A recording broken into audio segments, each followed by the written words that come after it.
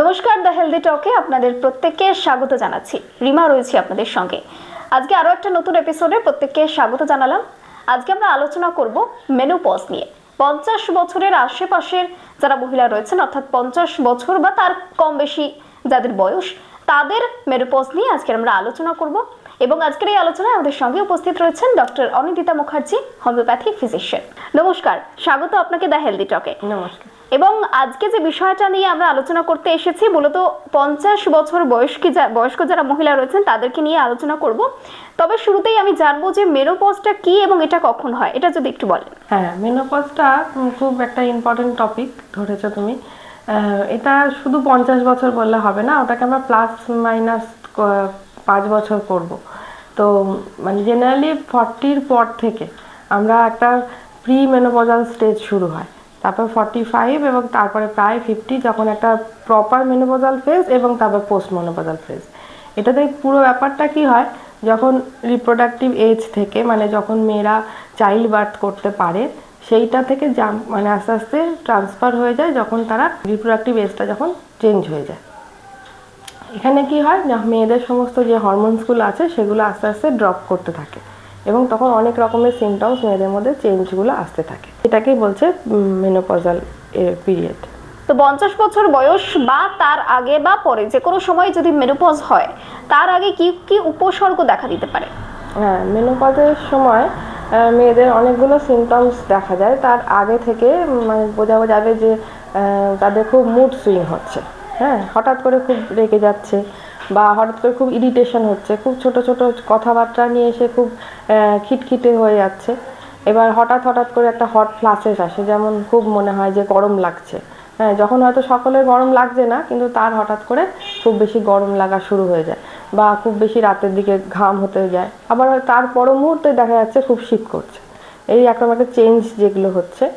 আর এছাড়াও এর সাথে থাকছে বোনসগুলো খুব নরম হয়ে যায় এই সময়টায়, যে তার জন্য একটা বনি পেন, বডি এক আর একটা লেথার্জি ভাব, যে আগে যে স্ট্রেংথ বা অ্যাক্টিভিটি ওদের থাকতো সেটা এই ফেজে এসে আস্তে আস্তে অনেকটা ড্রপ করতে থাকে। তো আর এছাড়াও বারবার ইউটিআই এর প্রবলেম হতে থাকে বা অন্যান্য সমস্যা, যে মাথা যন্ত্রণা, গা হাত পা ব্যথা, এগুলো সব মেনোপজাল সিমটমস আর কি। এতক্ষণ শুনছিলাম যে উপসর্গ কি কি হয়, এবার জানবো যে এই মেনোপজের কারণে কোনো স্বাস্থ্যের ঝুঁকি রয়েছে কি? হ্যাঁ, মেনোপজের সময়টা কি হয় না, যেহেতু অনেকটা মেয়েদের হরমোনগুলো সব ড্রপ করে যায়, তো তখন অনেক কিছু ল্যাক হয়ে যায়। হ্যাঁ, যেমন ক্যালসিয়ামটা, বিশেষ করে কি হয় যে ক্যালসিয়ামটা যেহেতু ইস্ট্রোজেন হরমোনের জন্য অ্যাবজর্ব হয় বডিতে, তো ওটা কি হচ্ছে যে এই সময়টা অ্যাবজর্পশন হচ্ছে না এবং তখন বোনসগুলো খুব নরম হয়ে যায়। একটা বোনসগুলোর ভিতরে অস্টিওপোরোসিস বা এরকম অস্টিও আর্থারাইটিস, এই সমস্ত সমস্যাগুলো আসতে শুরু করে দেয়। এছাড়াও মুড ইরিটেবিলিটি আর অনেক সময় অনেক বেশি ব্লিডিং বেশি হওয়ার আগে, মানে মেনোপজ হওয়ার আগে কি হয়, অনেকের অনেক বেশি ব্লিডিং হতে থাকে। তারপরে তো একটা ইরেগুলার পিরিয়ডস আসেই, যে কিছুদিন 6 মাস 3 মাস হলো না, তারপরে আবার হয়। তো ওই সময় একটা আয়রন ডেফিসিয়েন্সির ব্যাপারও পেশেন্টের মধ্যে থাকে। তো এই কতগুলো জায়গা থাকে, যখন পেশেন্ট যদি ঠিকমতো ট্রিট না হয় বা আইডেন্টিফাই না হয়, তখন তারা একটা ভয়াবহ ডিজিজের দিকে যেতে থাকে। আর মেনোপজের পরে শরীরে কি কি পরিবর্তন দেখা দিতে পারে? মেনোপজের পরে তো অনেকগুলো পরিবর্তন অবশ্যই হয়। সিমটমসগুলো যেরকম দেখা যায় যে একটা খিটখিটে ভাব, বদমেজাজি ভাব বা মাথা যন্ত্রণা, তারপরে উইকনেস, লেথার্জি ভাব, বডি পেন, এগুলো তো সব থাকেই। এবং তার সাথে সাথে আস্তে আস্তে বয়সের যে ভারটা চলে আসে, যে সব ব্যথা বা তার চলন বেরোনে সব কিছুতেই পরিবর্তন চলে আসে। হোমিওপ্যাথিতে মেনোপজের কোনো মেডিসিনস কি পাওয়া যায়, যে মেনোপজ হওয়ার পরে এই মেডিসিনসগুলো নেওয়া উচিত? হ্যাঁ, হোমিওপ্যাথি কিন্তু এই মেনোপজ পিরিয়ডে মেয়েদের খুব সহায়ক হয়, কারণ অন্যান্য মেডিসিনের সাইড এফেক্ট থাকলেও হোমিওপ্যাথির কোনো সাইড এফেক্ট নেই। আর হঠাৎ যে মুড সুইং হওয়া, হঠাৎ নতুন সিমটমসগুলো আসে, যেগুলো কিন্তু হোমিওপ্যাথিতে যেহেতু সিমটম সিমিলারিটি মিলিয়ে ট্রিটমেন্ট করা হয়, তো হঠাৎ করে দেখা গেল মাথার পেছন দিকে ব্যথা করছে, তখন একরকম ওষুধ আমরা দিতে পারবো। হঠাৎ করে দেখা গেল মাথার সামনের দিকে ব্যথা করছে, তখন একরকম ওষুধ দিতে পারবো। পিরিয়ডস কারো ক্ষেত্রে অনেক ইরেগুলারিটিস হচ্ছে, তখন তাদের ক্ষেত্রে মেডিসিন আলাদা, কারো ক্ষেত্রে দেখা যাচ্ছে পিরিয়ডস খুব পরিমাণে কম, কারো ক্ষেত্রে অনেক বেশি, তখন তাদের ওষুধ আলাদা। এরকমভাবে তার যার সিমটমসগুলো ভ্যারি করে যেভাবে মেনোপজে। তো হোমিওপ্যাথিতে কিন্তু খুব ভালো ভালো মেডিসিন আছে যেগুলো এই সিমটমসগুলোকে কভার করতে পারে। তো কতগুলো হোমিওপ্যাথি মেডিসিন আমি বলি যে মেনোপজে খুব ভালো কাজ করে। তার মধ্যে 1 নম্বরে হচ্ছে সিপিয়া 200 পাওয়ার। আর এছাড়াও আছে ল্যাকেসিস, যে মোটামুটি চোখ বন্ধ করে ব্যবহার করা যায়, কেন পোস্ট মেনোপজাল পিরিয়ডে বা মেনোপজের সময়টায় যে সমস্ত সিমটমসগুলো মেয়েরা জেনারেলি মানে ফেস করে, তো এই দুটো মেডিসিনে কিন্তু অনেকটাই এটাকে কভার করে। এছাড়া তো সিমটমস যেরকম যেরকম পেশেন্ট বলবে, কারো কারো মাথা ব্যথার ক্ষেত্রে তখন গ্লোনুইন দেবো, কেউ কেউ হট ফ্লাশেস খুব হচ্ছে তখন স্যাঙ্গুইনেরিয়া দেবো। তো এইরকমভাবে আমরা তখন দিতে পারি মেডিসিন। মেনোপজের পরে মহিলাদের খাদ্যাভ্যাস কি ধরনের হওয়া উচিত, মানে কি কি খেলে সেই সময় উপকারী? মেনোপজের সময় কি হয় না, যেহেতু বললাম ক্যালসিয়ামটা একটু চিন্তা করতে হয় যে ওটা কম থাকে, তো দুধ জাতীয় খাবার বা ক্যালসিয়াম জাতীয় খাবার ডায়েটে একটু থাকলে ভালো হয়, বেশি পরিমাণে আর কি। আর যেহেতু ক্যালসিয়ামটা অ্যাবজর্ব করার জন্য ভিটামিন ডি খুব ইম্পর্টেন্ট, তো ভিটামিন ডিটাও খেতে হবে। জেনারেলি এই ভিটামিন ডিটাকে লাগাতে হবে, সেটা রোদ্দুর থেকে আসে। হ্যাঁ, তা এছাড়াও হচ্ছে আয়রন জাতীয় খাবার যেগুলোর মধ্যে রয়েছে সেগুলো ডায়েটে থাকবে ভালোভাবে।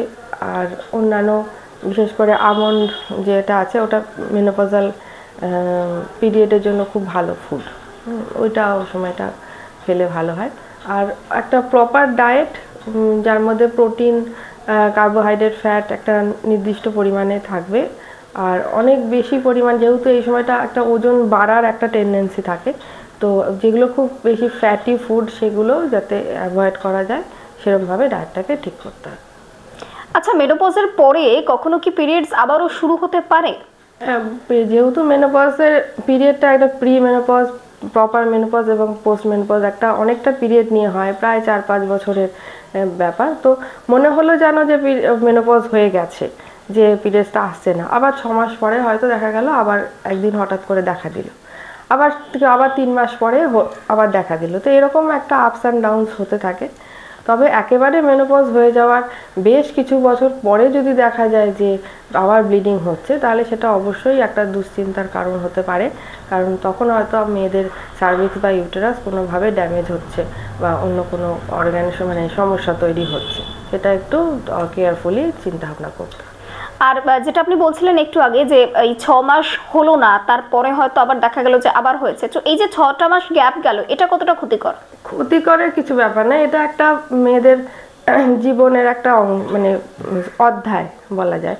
যে একটা যখন চাইল্ড বার্থ এজ থাকে সেই সময় যেরকম হয়, যখন মেনোপজ আসে তখন ওই রকমভাবেই যেটা আস্তে আস্তে পরিবর্তন হতে থাকে। পিরিয়ডস তখন রেগুলার হয় না, কখনো বেশি হয়, কখনো কম হয়, 6 মাস হয় না, 3 মাস হয় না, এরকম একটা মোটামুটি 4-5 বছরের একটা সময় নিয়ে এই আস্তে আস্তে একটা স্টেপ থেকে আর একটা স্টেপে মেয়েরা পৌঁছে যায়।